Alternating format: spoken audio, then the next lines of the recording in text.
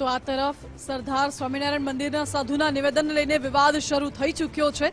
કચ્છના એકલધામના મહંત યોગી દેવનાથ બાપુએ પણ પ્રતિક્રિયા આપી છે। કહ્યું છે કે 33 કરોડ દેવી દેવતાઓનું અપમાન થાય તે યોગ્ય નથી અને વિનાશ નજીક આવી રહ્યું છે। દેવનાથ બાપુએ ચેતવણી આપી છે કે હવે આવું નહીં થવું જોઈએ, મર્યાદામાં રહેવું જોઈએ। આવી ટિપ્પણી યોગ્ય નથી તેવી સ્પષ્ટ શબ્દોમાં ચેતવણી દેવનાથ બાપુએ આપી દીધી છે અને હવે ટિપ્પણી કરનારને જડબાતોડ જવાબ આપીશું તેવું પણ દેવનાથ બાપુએ કહ્યું છે। મહત્વનું છે કે વારંવાર જે રીતે સનાતન ધર્મ પર સ્વામિનારાયણના સાધુ સંતો બફાટ કરી રહ્યા છે તેને લઈને સનાતનીઓમાં ભારે રોષ છે। હિન્દુ દેવી દેવતાઓ વિશે આવી અભદ્ર ટિપ્પણીઓ એ ક્યારે સહન ના થઈ શકે।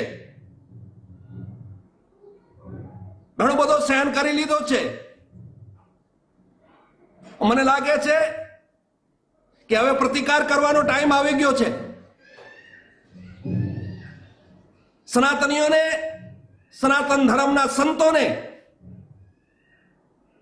આગળ આવીને આ લોકોને જ્યાં સુધી મોઢાતોડ જવાબ નહીં આપે